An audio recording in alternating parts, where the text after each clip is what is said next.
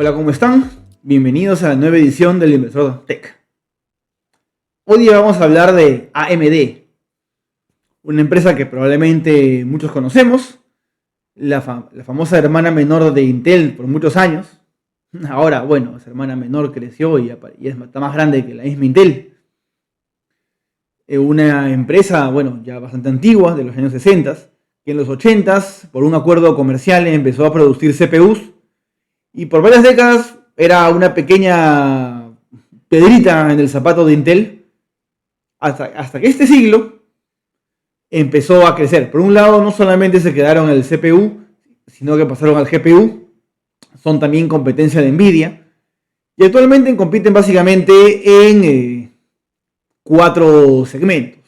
Como son el segmento de Data Center, que es el principal, el más grande y además el que crece más rápido, en donde compiten directamente con Nvidia, venden GPUs, aceleradores de GPUs, venden herramientas de networking, etcétera, todo para data centers. El segmento clientes, que es el segmento donde producen CPUs y compiten directamente con Intel. Dicho sea de paso, cada vez le están quitando más mercado a Intel en el área de CPUs. Tenemos el segmento de gaming, que son los segmentos tradicionales de AMD, que si bien no crece tanto, siguen siendo importantes en ese segmento. Y por último, un segmento relativamente nuevo para la empresa, el de embebidos, donde compiten produciendo chips y otros artículos electrónicos para diversos tipos de maquinaria y aplicaciones industriales. Solamente como anécdota, algo del 50% de las principales supercomputadoras del mundo tienen tecnología AMD dentro de ellas. AMD se ha vuelto, por un lado, un competidor cada vez más serio de Intel en el lado de los CPUs. Es un competidor low cost de Nvidia en el mercado de GPUs y el mercado de data center. Si bien aún no compite directamente debido a que sobre todo su software todavía no llega al nivel del software de Nvidia. Nvidia, recordemos, produce y utiliza CUDA, lo distribuye a los programadores para que puedan crear herramientas sobre el hardware de Nvidia. Pero AMD se ha ido poniendo las pilas y ha creado el software ROC. Y más, compró una startup finlandesa este año, finesa, disculpen, para poder actualizar su tecnología. Y poco a poco procura alcanzar a Nvidia. Si bien esta está mucho más lejos, ya es una competencia cada vez más seria. Y por otro lado, si bien destronar a Nvidia en el mercado del entrenamiento de modelos está bien complicado, ha adquirido demasiada fuerza en ese mercado, pero Nvidia está apostando a entrar al mercado de la inferencia. Ahora vamos a explicar qué es. Mercado donde Nvidia no es dominante y donde hay un gran futuro para todo aquel que ingrese. Aquí podemos ver los productos de la empresa. Bueno, tenemos procesadores para centros de datos, para dispositivos personales, gaming, para sistemas varios. Tenemos aceleradores aceleradores de GPU, básicamente es para data centers, tarjetas gráficas, básicamente gaming, y efectivamente dispositivos embebidos, tecnología básicamente industrial, y tenemos software. Como les mencioné, el software ROC para los GPUs, tenemos herramientas para tarjetas gráficas, etc. Y tenemos las soluciones, estas son soluciones para IA, para industria, para diversos tipos de industrias, cargas de trabajo, etc. Entonces, una empresa que básicamente se dedica a los rubros que he mencionado. Data center, rubro de clientes, rubro de CPU sobre todo, gaming y embebidos. Rubro sobre todo para computación on the edge e industria. Como mencionábamos, la empresa ha tenido un crecimiento impresionante en los últimos años, sobre todo desde la llegada de Lisa Su. Ven acá, estamos del año 2014, si bien demoró un tiempo, ya por el 2016 estaba en unos 4, empezó el año en $2 y terminó, ese año llegó hasta los $10 aprox para terminar el año. Impresionante, se quintuplicó en un solo año del 2016 y luego de ahí fue subiendo para el año 2021 estaba en $100, impresionante. En solo 5 años se había decuplicado. Tuvo una bajada, como todas las empresas tecnológicas, el 2022. Volvió a subir hasta el 2024. Y bueno, ha tenido varias altas y bajas. Y en este momento podemos ver que está en un precio de 151 hoy día. Ha bajado incluso un poco post-market. Y pero también tuvo una baja fuerte en los días del Liberation Day de Trump. Llegó hasta 85 y luego volvió a subir. Llegó a 80, llegó a 180 aprox y en este momento está en 151. Entonces, ha tenido un importante crecimiento, bueno, con muchas altas y bajas. Pero no quita que ha sido un camino impresionante, ¿no? De estar en $2 a inicio del 2016 a estar en 151 en este momento, bueno, como 75 veces más en menos de 10 años. Es impresionante el crecimiento de AMD. Bueno, acá podemos ver el crecimiento de sus ingresos. Desde a partir del 2017, sobre todo el 2019, incluso el 2020, pandemia, tienen un rápido crecimiento. Lo mismo podemos decir es similar la utilidad bruta, luego la utilidad operativa. Bueno, esta ha sido un poco más variable, pero ha seguido creciendo. Tenemos el ingreso neto, y tenemos el ingreso por acción, que bueno, sigue el ingreso neto. Si bien tuvo una gran subida en 2021 y luego bajó, ha vuelto a continuar subiendo. Todavía no acerca al 2021, pero se va acercando. Entonces, vemos una historia, básicamente una historia de éxito de esta empresa. Y veamos algo más interesante. Bueno, también veamos, disculpen acá. Aquí está. Las acciones de la empresa, bueno, si bien subieron en el 2022 por una adquisición que hicieron, de ahí se han mantenido más o menos iguales. No es una empresa que haga grandes recompras, aunque sí hace recompras, pero no tantas como uno esperaría, pero sí se han mantenido aproximadamente iguales el número de acciones. Y miren ustedes el free cash flow. Recordemos de que una empresa como AMD, que es una fabless, o sea, no tiene fábricas propias, tiene relativamente poca propiedad material, entonces la depreciación no es tan importante. Entonces vemos que el free cash flow, que es el flujo de caja sin contar, es la utilidad operativa descontando la depreciación, aumentando la depreciación, disculpen, y descontando el CAPEX, vemos que está más alto que nunca. Ahora, si lo vemos de forma trimestral, vemos que la cantidad de acciones, si bien subió ligeramente hasta llegar allá a 1.639 millones en marzo del 2023, desde ahí estuvo bajando y estamos en 1.630 millones. Ha tenido altas y bajas, pero ha tenido una ligera tendencia a bajar y las recompras han continuado. Podemos ver acá. Bueno, disculpen acá. Vean ustedes. Estos son los activos. Algo de 74.000 millones de activos. Y tenemos que todas las deudas son 15.000 millones. Entonces, bueno, la deuda es básicamente despreciable. El equity es algo de 4 veces la deuda. O sea, tenemos 4 veces más capital que deuda. Pues la deuda es sumamente pequeña y no tiene mayor importancia. Podemos ver acá en el income como el gasto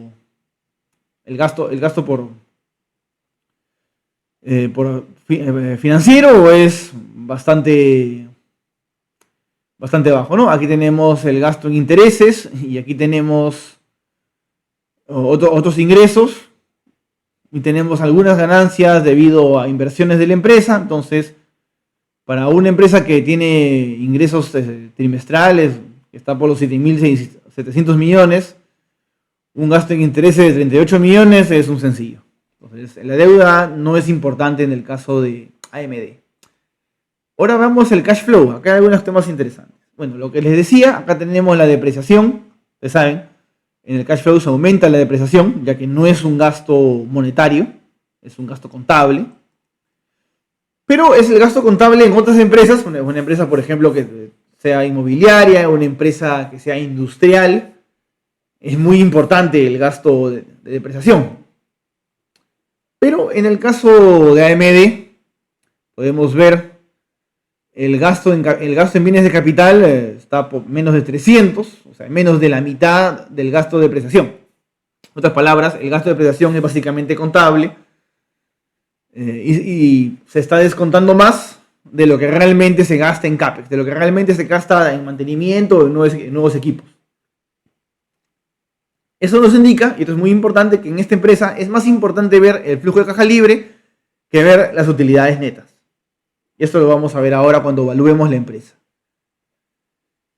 Y acá tenemos, bueno, tenemos la recompra de acciones. No es tan importante, pero se van recomprando de a pocos. Ahora, acá podemos ver que hay compensación basada en acciones. ¿Qué significa esto? En muchas empresas, sobre todo tecnológicas, Estados Unidos, es común que parte del salario que se le paga al programador, como un bono, un adicional, esté en acciones de la empresa. Por supuesto, la empresa va emitiendo acciones o emite, bueno, algo más complejo, ¿no? Opciones para que después pueda comprar las acciones a un precio, pero en fin, digamos que son acciones que se emiten. Y estas acciones son parte del salario del trabajador. Por supuesto, al emitir esas acciones, diluyen a los demás accionistas. Entonces también se cuentan como un gasto. Pero no es un gasto monetario.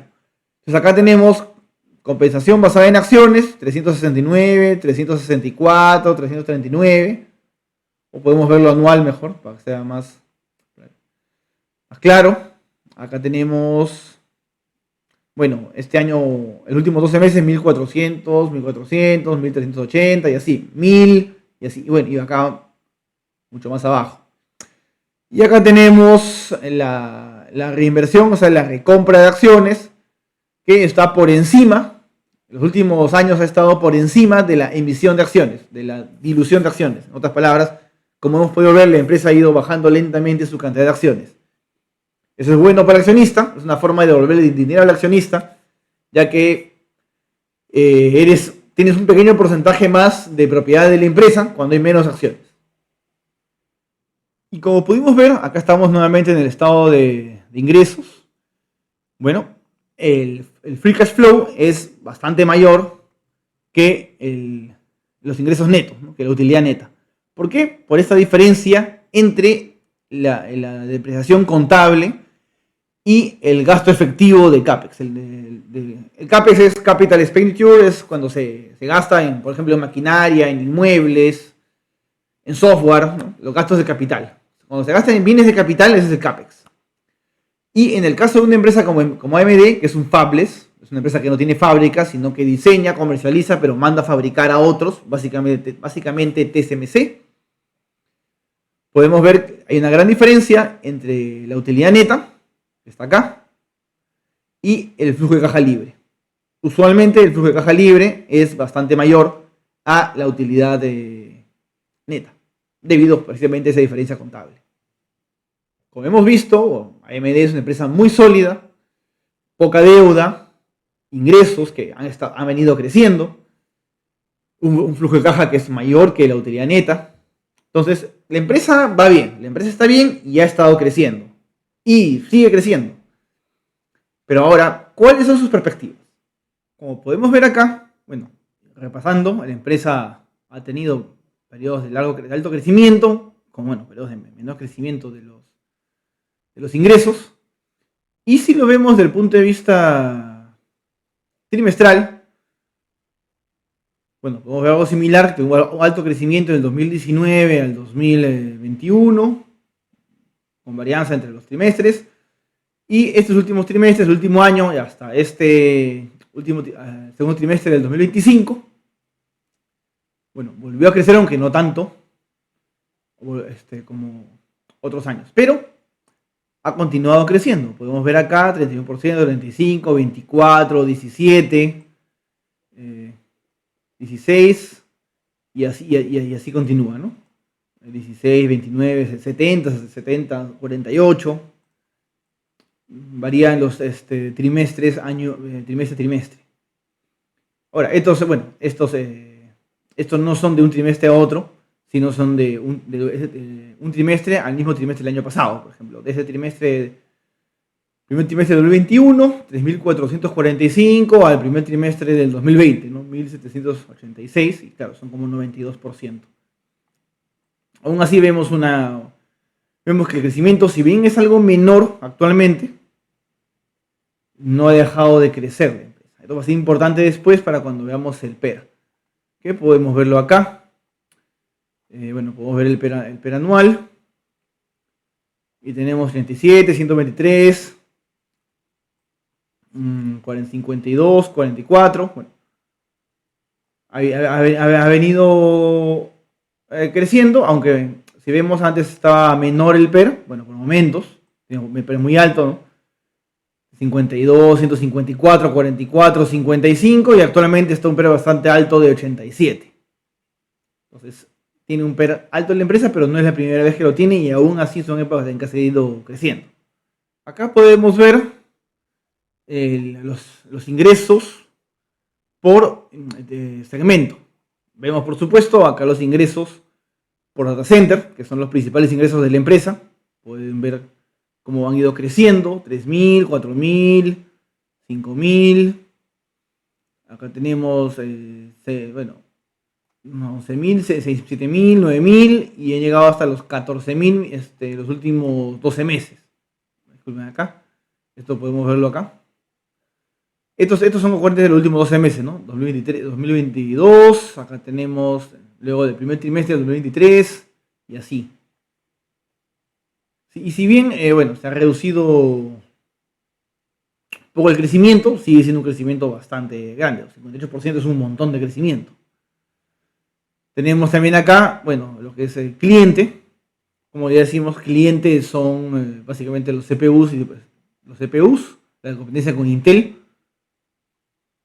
Tuvo algún bajón, 2022, 2023, volvió a subir.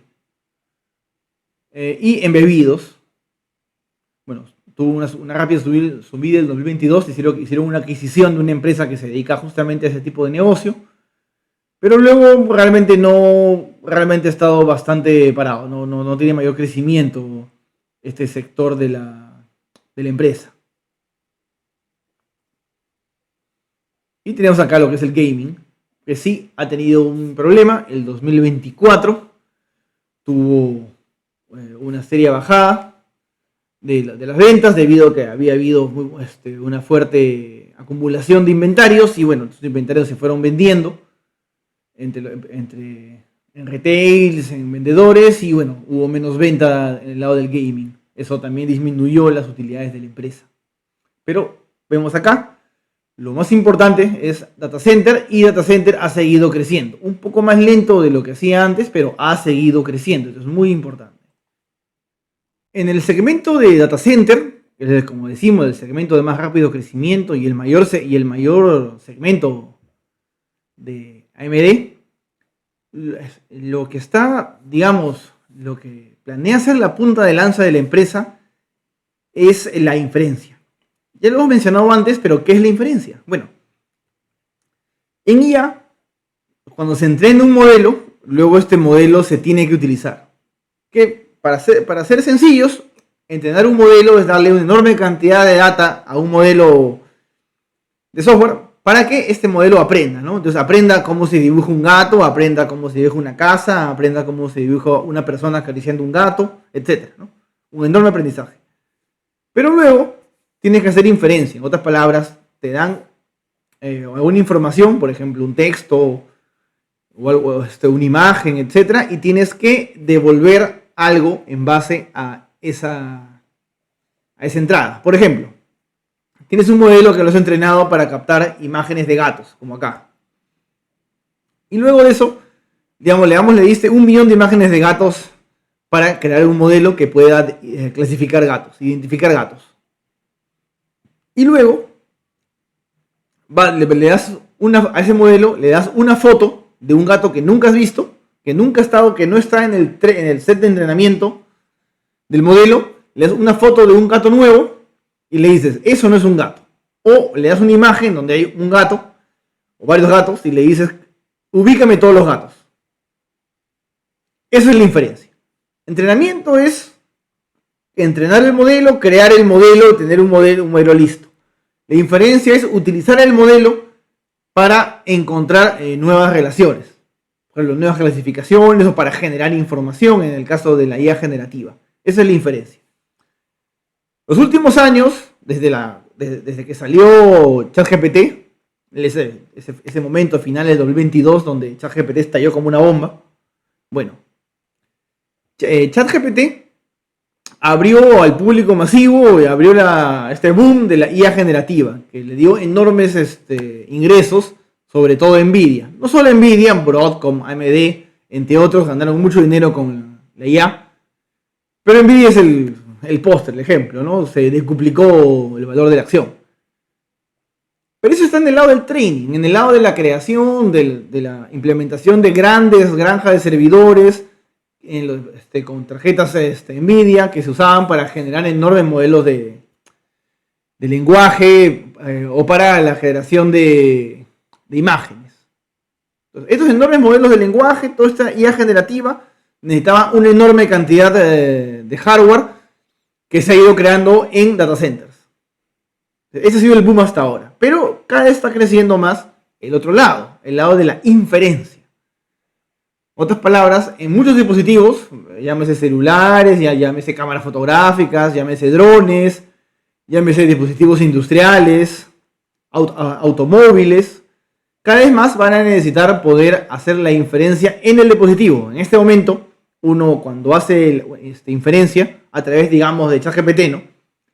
Entras a ChatGPT, conversas, dices algo, preguntas algo, y la respuesta generada no la haces en tu computadora, la estás haciendo en los servidores de ChatGPT que te mandan la respuesta.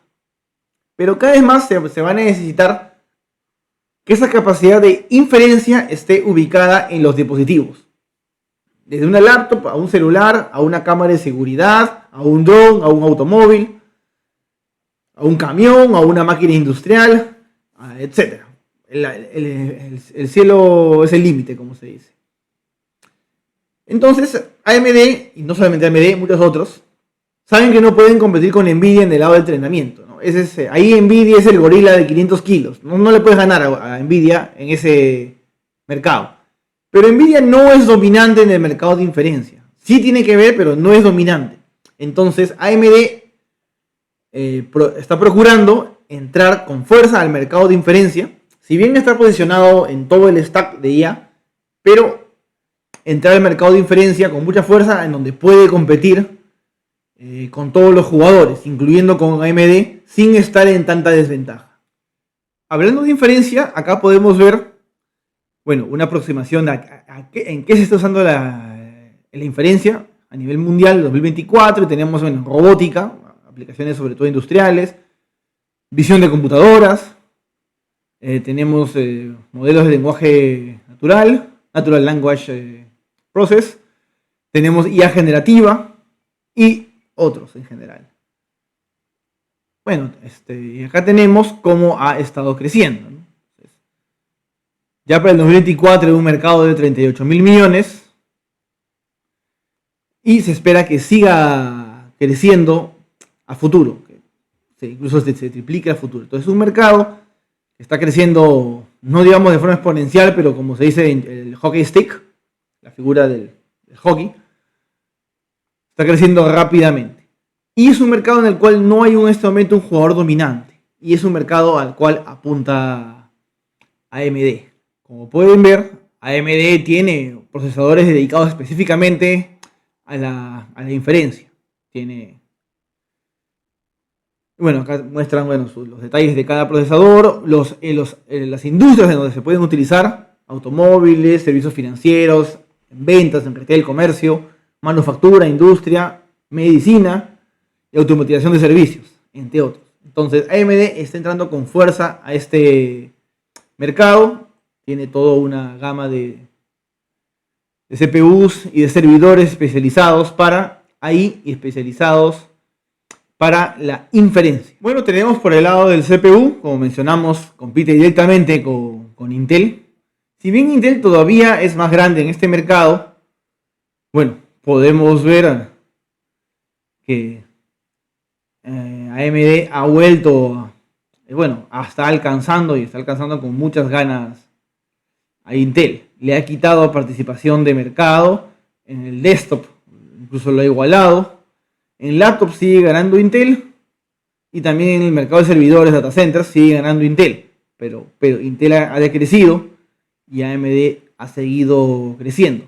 No sabemos qué va a pasar a futuro, posible que se quede igual, es posible que Intel, bajo la nueva dirección de Lip Butan, logre recuperar el mercado, además de tener ahora el nuevo nodo 18A, que le permite competir ya con los chips fabricados por TSMC. TSMC es el principal fabricante que da servicios a AMD. No sabemos qué puede pasar, pero sabemos ya que sí le ha quitado mercado a Intel, a AMD.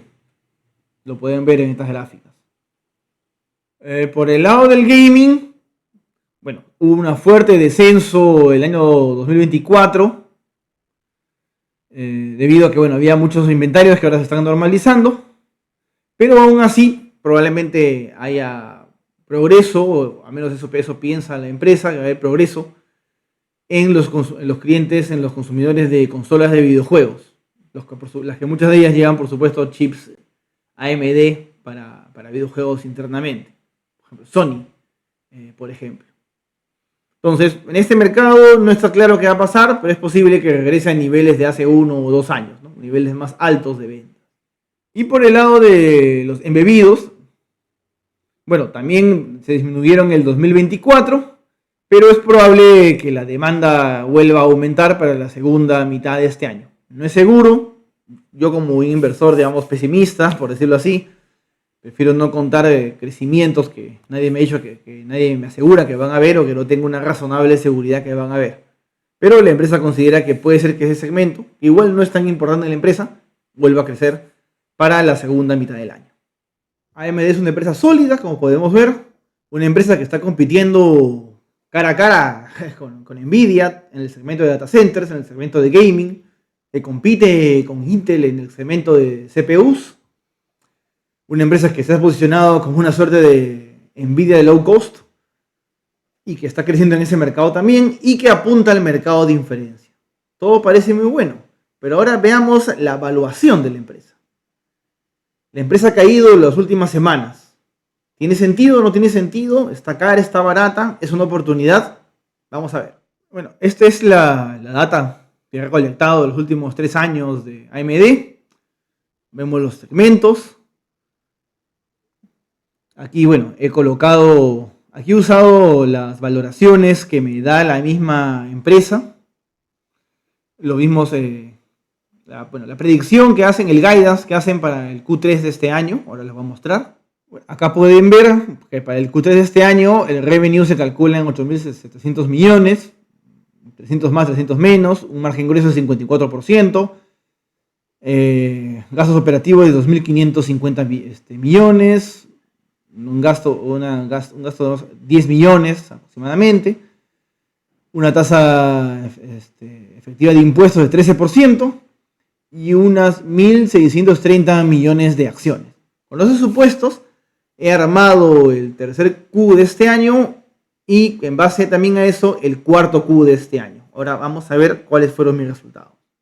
Como pueden ver acá, bueno, aquí es 8.400, yo lo puse para el lado más negativo, desde el RC 300 a 8.700, como vieron, 54% del margen grueso.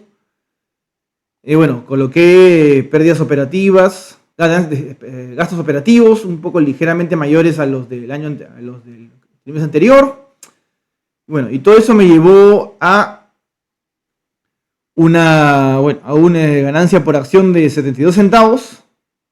Y en el 4Q, proyecté un poco más la data, crecimiento del data center, mantuve igual el gaming, mantuve igual el segmento embebido, sí aumenté el segmento de cliente, y eso me lleva finalmente a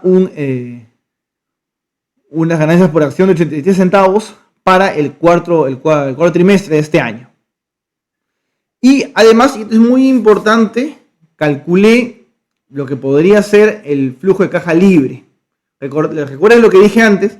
De que una empresa como MD, al no ser un fabricante directamente ellos, sino ser un fabless, su gasto en depreciación es menor. Entonces, y el gasto de depreciación que tienen no se va con la realidad. La realidad es el CAPEX. El gasto de depreciación es un gasto contable. Entonces, yo he calculado, incluyendo el gasto operativo, disculpen, los ingresos operativos, aumentando la depreciación, disminuyendo el CAPEX, cuánto me sale el flujo de caja por acción. Y usando un PER 30, que es súper bien positivo. Bueno, acá la acción actualmente vale 151. Acá. Entonces, he calculado cuánto es mi precio objetivo para la utilidad por acción y para el flujo de caja por acción. Entonces, si considero el flujo de caja por acción, mi precio objetivo estaría por los 138. Si considero la utilidad por acción, está en 92. Me parece que esta empresa se mueve más por el lado del flujo de caja por acción. Me parece que más se mueve por ahí, es más razonable. Pero aún así vemos que está cara. La acción está cara en este momento. A un PER 30 que es alto, la acción está cara. Esta acción está considerando un PER 35, ¿no? Vamos a ver. Está considerando un PER 35 aproximadamente, ¿no? Es una acción que está más bien, está cara en este momento. A un PER 35 ya está más o menos en su precio, pero aún así casi no hay margen de seguridad.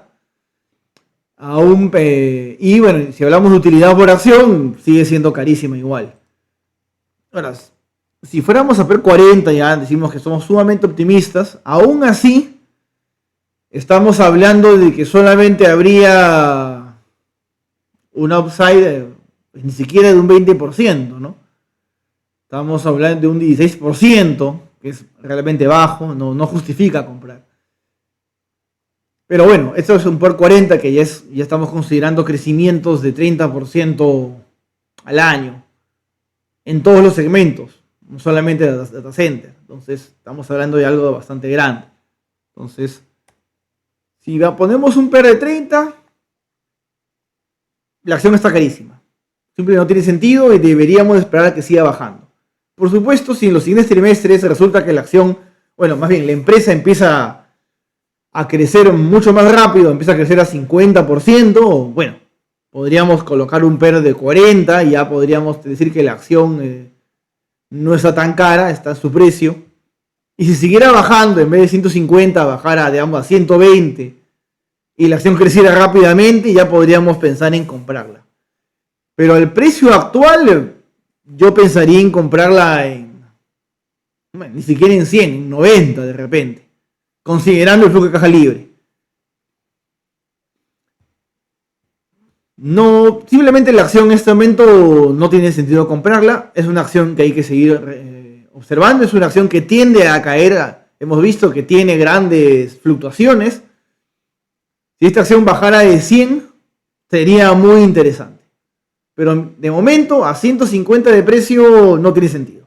Tiene que bajar un 30% o tiene que empezar a crecer mucho más rápido para que tenga sentido invertir en AMD. Por favor, ¿qué piensan ustedes? Dennos sus comentarios, suscríbanse, den like. ¿Qué piensan?